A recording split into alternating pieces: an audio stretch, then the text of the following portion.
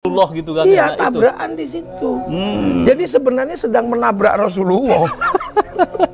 Menabrak Rasulullah gimana, Gus? Ya menabrak konsepnya Rasulullah yang sudah berlaku di sini. Iya. Kan ada yang datang juga baru pada konsep bikin bendera. Iya. Bendera tauhid katanya la ilaha illallah. Iya. Dia datang baru bawa bendera, kita udah tahlilan. La ilaha illallah. Kita udah tahlilan. Akan ada ditemunya. Kalau Kiai Imad terus berbicara atas nama ilmu, pasti ilmu itu nur. Pasti akan menghasilkan cahaya.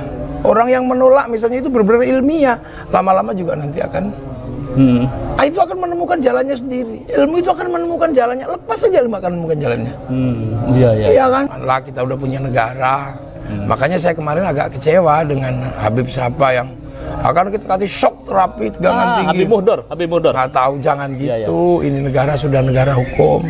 Kita menyerahkan itu dalam urusan dalam koridor pertahanan dan keamanan negara. Karena konsepnya waktu itu konsep ro'iyah, musyawarah itu sudah naik kepada pembentukan negara. Makanya negara ini halal karena wilayah.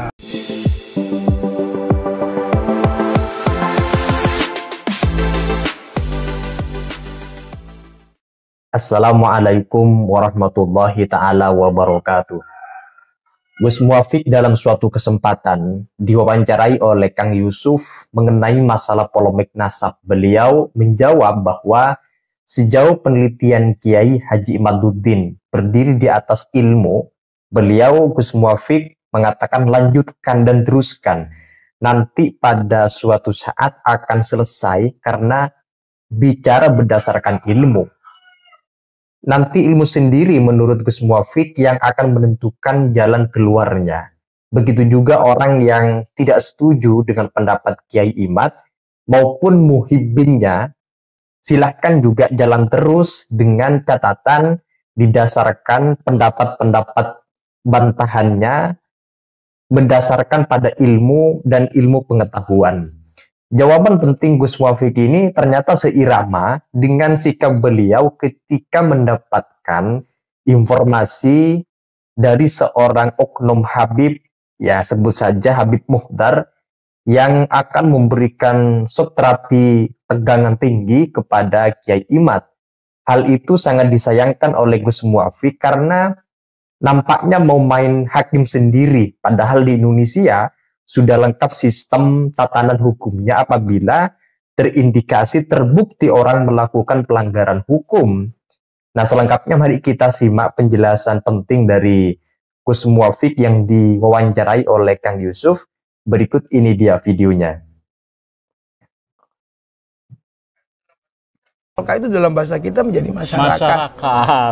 Iya kan, masyarakat inilah sudah disepakati menjadi kebersamaan. Saya Islam ngajarin sholat sampai di situ, tapi sholat itu nutup aurat. Saya nggak ngerti deh urusan tutup aurat. Yang mengerti itu pabrik kain. Pabrik kainnya Cina. Jadi pabrik kainnya itu Cina. Makanya begitu kita musuhin Cina, ya kita bisa jadi nggak pakai baju nanti. Nggak pakai sarung. Ya kan? Kita wudu pakai air ini dia ngurus, namanya pabrik pipa sama pabrik sanyo. Iya. Makanya kita juga gak anti industri. Iya. Kita haji ke bank karena pilotnya nggak mau menerima cash. Nah kita ngaramin bank gak jadi haji dong. Nah kalau orang Arab ngaramin bank gak ada masalah. Dia bisa pergi pakai unta. Kalau kita harus diurus oleh pesawat. Iya. Nah ini namanya musyarakah, hidup bersama, selaras dengan konsep Al-Quran ya. Konsep Al-Quran. Jadi implementasi konsepsi ketuhanan dan Al-Quran itu sebetulnya Indonesia lah yang sudah berlaku. Sudah berlaku. Makanya kalau kemudian kamu mau membangun konsep hidup bersama, pakailah konsep Al-Quran, wasyawirhum fil amri, bermusyawarahlah. Ketika bermusyawarah, ya apa yang ada di dalam ro'iyah bisa terlibat. Oh iya. Mas Yusuf mau jadi DPR. Ya nggak apa-apa, yang penting daftar. Bukan anak siapa, nasab siapa. Enggak.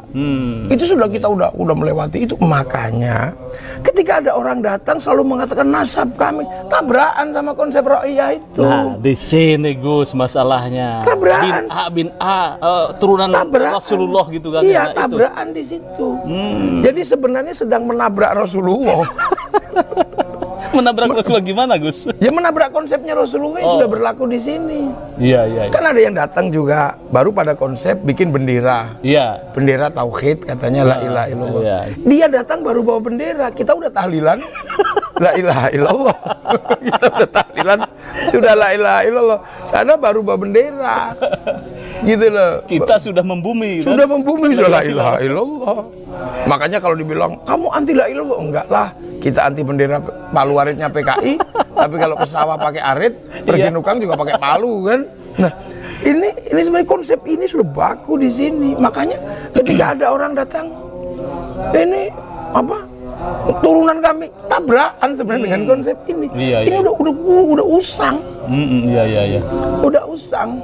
Kamu mau terlibat di dalam konsep ini, ya berbaur sama-sama. Iya. Ayo berbaur. Iya. Nah, dulu yang nata itu para wali. Oke, ya setuju. Makanya teritorinya disebut wilayah. Itu lagi berarti Nusantara juga bangsa ini. Itu wilayah. Wilayah itu yang akhirnya jadi NKRI. Makanya NKRI itu bisa menjamin perbedaan suku, bangsa dan agama jadi satu negara. Iya. Arab nggak bisa. Karena kesukuannya sangat kuat, maka Saudi sendiri kembali ke kerajaan. Sistem yang ada sebelum Rasul. Iya. Beberapa negara kayak di Yaman menjadi sistemnya komunis. Kembali kepada sistem proletar kan. Iya. Makanya partai-partai yang kuat di sana partai komunis. Oh iya. Nah, kita udah lepas dari situ. Kita sudah inna akramakum indallahi atqakum. Ini Gus, yang dipersoalkan tentang nasab itu, Kiai Iman katakan bahwa Habib Alawi itu bukan keturunan Rasulullah dengan fakta-fakta yang ditemukan. Ini bagaimana komentar? Ilmu itu, jadi selagi semua berdasarkan atas ilmu, akan ada titik temunya. Ya, akan ada titik temunya. Kalau Kiai Imad terus berbicara atas nama ilmu, pasti ilmu itu nur. Pasti akan menghasilkan cahaya. Orang yang menolak misalnya itu benar-benar ilmiah, lama-lama juga nanti akan itu akan menemukan jalannya sendiri. Ilmu itu akan menemukan jalannya. Lepas saja ilmu akan menemukan jalannya. Iya kan? Jurumiyah ilmu udah dihanyutin balik lagi. Iya. Makanya disebut jurumiyah itu. Kembali lagi, balik lagi. Ilmu itu begitu. Jadi kalau misalnya keikhlasan, kesabaran, dan rasa syukur yang tinggi terhadap ilmu, pasti akan menemukan jalannya. Ya walaupun sekarang ada pertentangan pro dan kontra, ada biasa itu. Iya kan? Cantik aja yang general aja orang bisa marah dibilang nggak cantik. Padahal cantik itu faktual. Iya. Iya kan? Jadi Kiai Imad jalan terus gitu ya? Ya Kiai Imad jalan, yang Habibnya juga jalan, yang nolak terus sampai nanti ada ujungnya kok. Di beberapa negara ketemu ujungnya. Iya. Iya kan? Betul. Ketemu ujungnya nanti, apakah ujungnya itu penelitian nasab secara ilmiah? Karena ilmunya ilmu sejarah kok. Iya, tes JDNA gitu kan. Iya, nanti juga akan ketemu lah fase itu. Ya, fase itu ya. Iya, fase itu ya siap-siap aja gitu kan. Fase itu pasti akan ada. Ini ilmu nggak bisa. Dukun dulu juga habis. Karena kalah sama ilmu. Iya. Saya ini dulu dikenal. Orang datang, Gus Banser, minta bagaimana nempeling pecah gitu. Iya. Itu dengan ilmu lama-lama hilang. Karena apa? Sekarang nempeling orang itu 60 juta. Pakai pistol ya? Enggak, pakai 60 juta. Nempeling orang itu divisi 60 juta bayarnya. Ilmu pelet lama-lama juga kalah sama Avanza. Karena cinta tumbuh bersama Avanza. Ya, ilmu itu jangan kau lawan, dia akan ketemu. Iya kan? Dulu kita ngelarang namanya handphone, ngelarang namanya radio. Sekarang radio juga kalah kok. Dia hilang dengan sendirinya. Koran hilang dengan sendirinya. Kan ada ilmu yang lebih baru. Betul. WhatsApp ngambil semua. Ya kan? Toko-toko retail itu sebentar juga akan habis karena ada bisnis online. Iya. Kan nggak kebayangkan. Udang garam sama jarum kalah di bursa sama Bukalapak itu kan nggak kebayang sebelumnya. Bluebird kalah sama Gojek gitu. Ya itu ilmu. Orang mau ngelawan mau ke apa? Mau dulu dilawan sama Opang. Ojek pangkalan tetap aja kalah sama. Ilmu jangan dilawan. Jadi lawan ya. Bahwa persoalan sekarang itu marah-marah terserah, tapi lama-lama namanya juga ilmu. Nah, imbasnya itu kemarin juga Gus, ini mungkin jenengan bisa memberikan sikap anarkisme ya yang kejadian di Kerawang itu, yang dicari Kiai Imad karena ada mau ceramah, terus ada penolakan sehingga terjadi bentrok. Ini kan persoalan dari nasab ini, Gus. Lah yang nolak itu yang tidak punya nasab. Yang rame-rame itu kan yang nggak punya nasab. Sama kan? Yang dukung juga. Ya, jadi yang dukung itu sudah berada dalam ruang ro'iyah, yang didukung juga ro'iyah, yang gebuki ya ro'iyah, yang gebuk ya ro'iyah. Nanti juga akan ada titik temunya kok. Yang penting negara tegas mensikapi seperti itu. Ya, jangan ada janganlah, kita udah punya negara. Makanya saya kemarin agak kecewa dengan Habib siapa yang akan kita kasih shock terapi tegangan tinggi. Habib Mudor. Nggak tahu, jangan gitu. Ini negara sudah negara hukum. Kita menyerahkan itu dalam urusan dalam koridor pertahanan dan keamanan negara. Karena konsepnya waktu itu konsep ro'iyah, musyawarah itu sudah naik kepada pembentukan negara. Makanya negara ini halal.